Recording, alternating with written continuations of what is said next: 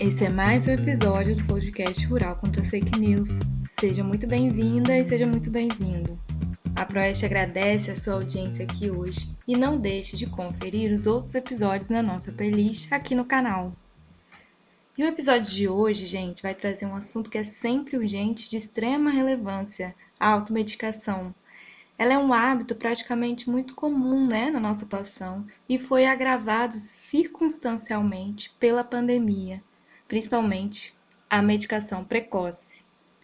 E quem vai nos informar sobre esse assunto é a professora Renata Lacerda, atuante no Departamento de Ciências Farmacêuticas, juntamente com a Maiara dos Santos, que é mestranda no programa de pós-graduação em Química da nossa universidade.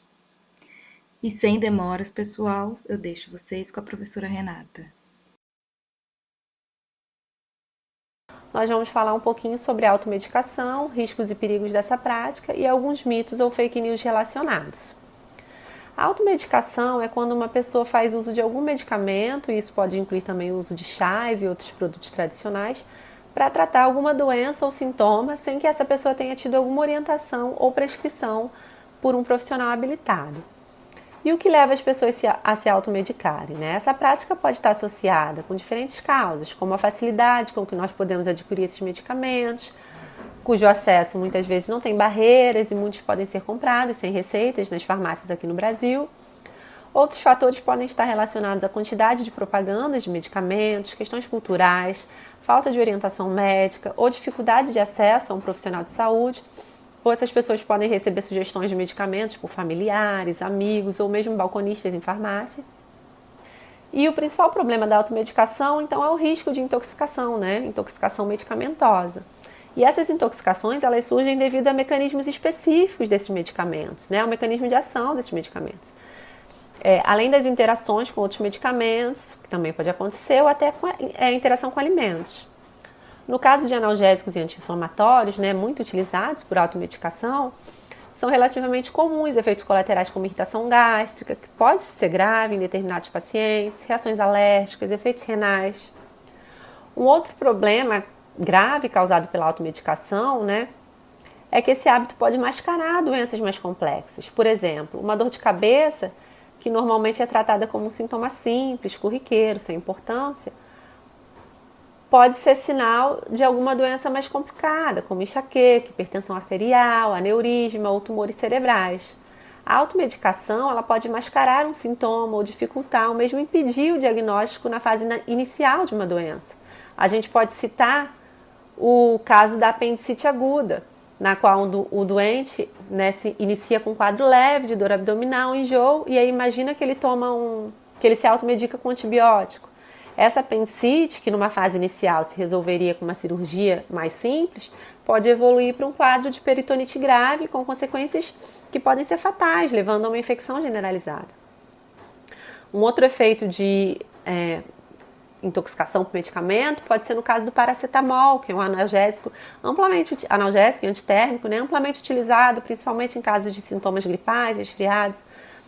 A pessoa pode inadvertidamente utilizar, além do paracetamol, um antigripal, que muitas vezes é uma associação que inclui também o paracetamol. E aí isso vai fazer com que essa pessoa acabe tomando uma dose muito maior do que a recomendada.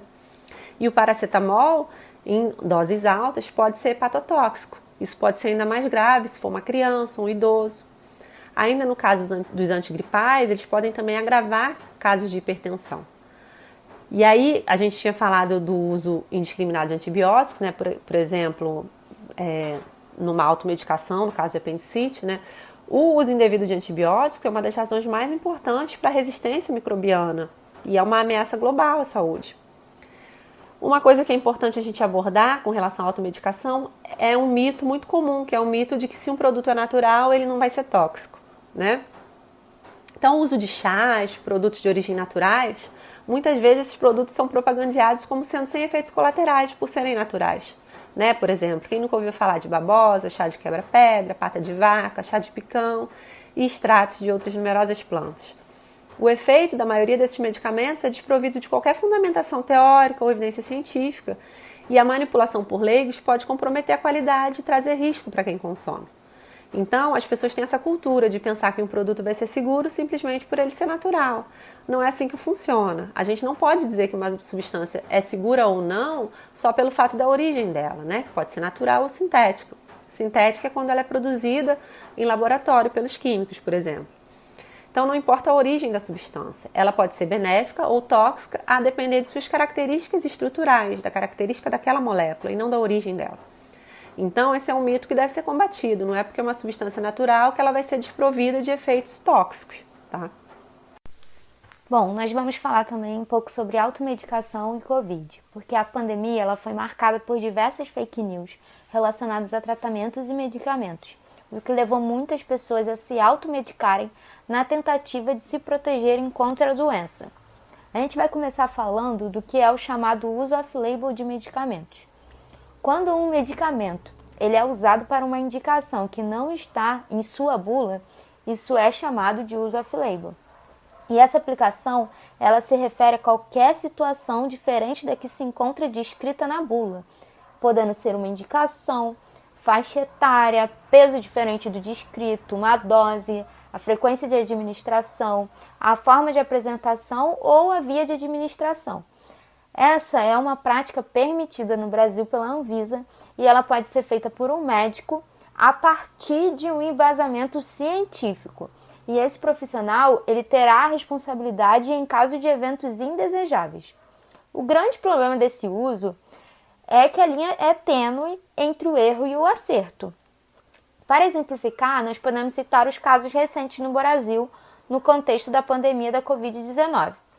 A procura por um tratamento adequado levou ao uso off-label de diversos medicamentos já conhecidos.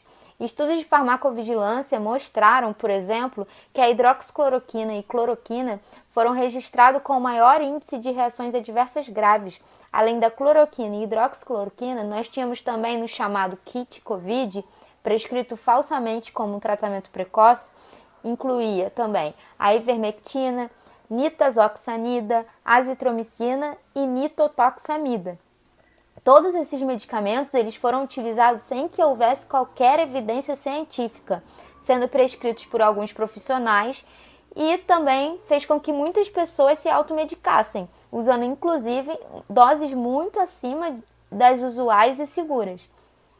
Além dos registros de danos hepáticos causados pela hidroxicloroquina e ivermectina, houve relatos de problemas cardíacos causados pela cloroquina, o que é um efeito colateral já conhecido dessa classe de medicamento. Bom, com esses exemplos, nós podemos observar que houve uma aplicação inadequada do uso off-label, com os fármacos usados não levando a nenhum benefício para os pacientes em tratamento e ainda levando a efeitos adversos graves. Além disso, houve uma promoção do uso desses medicamentos em redes nacionais e outros meios, levando a um maior consumo deles, inclusive por automedicação, além de um maior número de prescrições em associação com outros medicamentos sem comprovação científica e em esquema de doses mais altas do que as usuais, para as quais não foram realizados nenhum estudo de segurança. Bom, como consequência disso, existem diversos relatos de danos hepáticos graves devido ao uso desses medicamentos e pacientes com danos irreversíveis à espera de transplante de fígado. O conjunto dos fatos levou a Anvisa a determinar que a cloroquina, hidroxicloroquina e a ivermectina somente poderiam ser vendidas mediante receita médica em 2 vias, com retenção de uma delas e validade de apenas 30 dias para a utilização em uma única vez. Essa mudança se deu tanto pelas razões óbvias, evitando a automedicação, bem como para que os pacientes que necessitam desses medicamentos para o tratamento, a quais eles são indicados, como a malária e o lúpus, no caso da hidroxicloroquina, não ficassem sem eles devido à venda indiscriminada e o uso indevido. Com isso, nós podemos concluir que a automedicação, que muitas vezes pode parecer uma prática corriqueira e inofensiva, é um importante problema de saúde pública, porque o uso irracional de medicamentos pode levar a problemas como intoxicações, mascarar doenças graves e até levar à morte, dependendo da situação. Então, os medicamentos, que são produtos destinados à promoção da saúde, eles devem ser usados de forma racional e sempre com a orientação do médico e do farmacêutico. A Proeste agradece a importantíssima contribuição. Professora Renata e Maiara, muito obrigada. Certamente o impacto que essas informações vai trazer é imensurável. Agradecemos também a todos que estiveram até aqui conosco. E vale sempre lembrar, sempre compartilhe informações com respaldo teórico, técnico e científico, assim como as que nós estamos trazendo aqui para vocês. Por hora, fico aqui e aguardo vocês na próxima semana. Um grande abraço.